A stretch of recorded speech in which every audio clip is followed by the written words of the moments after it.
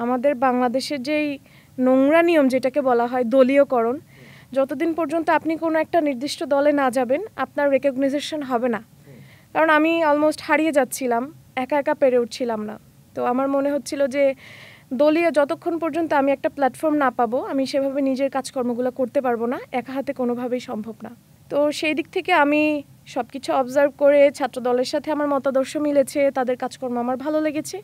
আর একটা on the point যেটা হচ্ছে মোস্ট ইম্পর্টেন্ট, বাংলাদেশের সকল বিশ্ববিদ্যালয় ছাত্রদল এবং জগন্নাথ বিশ্ববিদ্যালয় ছাত্রদল সম্পূর্ণ আলাদা। কেন আলাদা বলা যায় যে এটা আমরা প্রত্যেকটা শিক্ষার্থী মানে বিশ্বাস করি এবং দেখেছি যে জগন্নাথ বিশ্ববিদ্যালয়ের ছাত্রদল কোনো ধরনের চাঁদাবাজি বলেন, কোনো ধরনের মারামারি বলেন, কোনো ক্রন্দল বলেন, কোনো কিছু তো নাই, বরং তারা সবসময় শিক্ষার্থীদের পাশে কাজ করেছে। শিক্ষার্থীদের জন্য বৃত্তির ব্যবস্থা করেছে, বৃত্তি না মানে শুরুর দিকে যারা ভর্তি হতে পারছিল না সেই ব্যবস্থাগুলো তারা করেছে। তখন কিন্তু আর যোগসু হয়নি, তখন যোগসুর কথাও ছিল না, সে 1 বছর আগের থেকে তারা কাজ করছে দেখলাম। তারপরে তারা মেডিকেল ক্যাম্পেইন দিয়েছে, যমুনা আন্দোলন বলেন, যেই কয়টা আন্দোলন বলেন আমি দেখেছি সবগুলোতে তারা স্টুডেন্টদের পক্ষ নিয়ে কাজ করেছে। দ্যাটস ওয়াই আমার তাদের সাথে যাওয়া।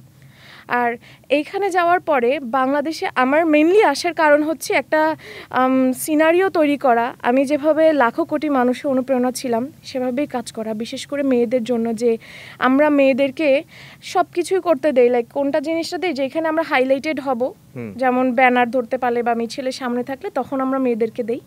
যে আমরা দেখলাম এই যে জুলাই আন্দোলনেও মেয়েদের থাকার কারণেই কিন্তু এটা তো ফলপ্রসূ হয়েছে, কিন্তু এখন মেয়েরা কোথায়?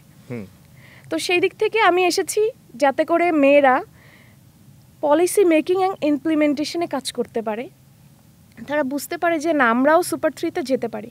প্রত্যেকটা পোস্টই সম্মানীয়, সম্পাদকীয় পোস্টও সম্মানীয়, কিন্তু ওই যে ডমিনেশনের যে ব্যাপারটা সেই জায়গায় 4টা প্যানেল দিয়েছে, দেখতে পারবেন যে কোথাও নারীদেরকে দেয়নি, একমাত্র আমি নারী সুপার 3-তে।